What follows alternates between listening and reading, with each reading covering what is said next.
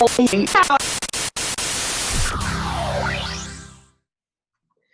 to this week's episode of Humans in 5. Here in the Northern Hemisphere, the cold winds are starting to blow as winter begins to bring cooler conditions. The start of winter is right around the corner, but a few of us have already had some solid doses of wintry weather. Some can't wait for it all to be over, while other people love the cold and snow. But even us snow lovers still find ourselves using a range of tools to help buffer the worst of the cold. Whether that means cranking up the thermostat or piling on the layers, we humans have a range of tools at our disposal to help keep us warm. All human beings have some shared biological traits that can help us deal with some of the temperature fluctuations we experience in winter. Everyone is capable of some degree of acclimatization. This is a process where our bodies use a few physiological tools to help us maintain our body's steady state condition.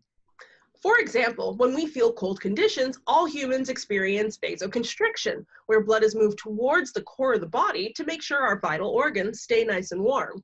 We also experience piloerection, or the raising of body hairs, to help create an extra boundary layer to reduce the amount of heat we lose from our skin.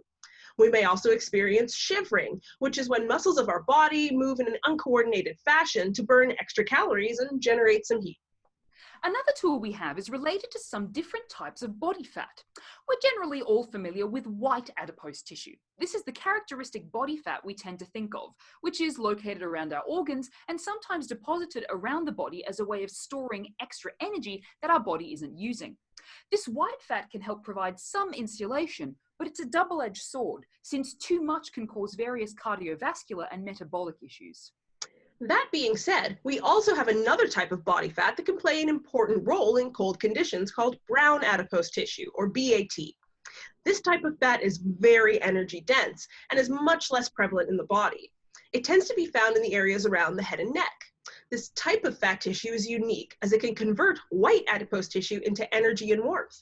BAT will help burn some calories, which can help keep you warm when experiencing cold conditions.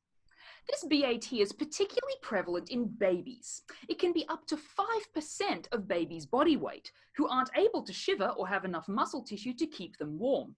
As we age, we tend to lose the proportion of BAT present in our bodies. We develop other tools to help us compensate for the cold instead.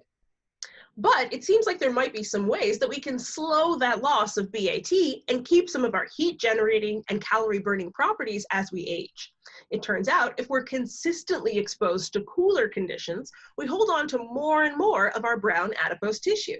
If you're exposed to even 2 hours or so of temperatures around 18 degrees Celsius, you start to preserve some of this brown adipose tissue over time. So, if you're willing to take a few degrees off the thermostat, you may not only save your energy bills some money, but it also may help you better buffer the cold in the future. Thanks for watching, and we'll see you next time on Humans in 5. And don't forget to subscribe!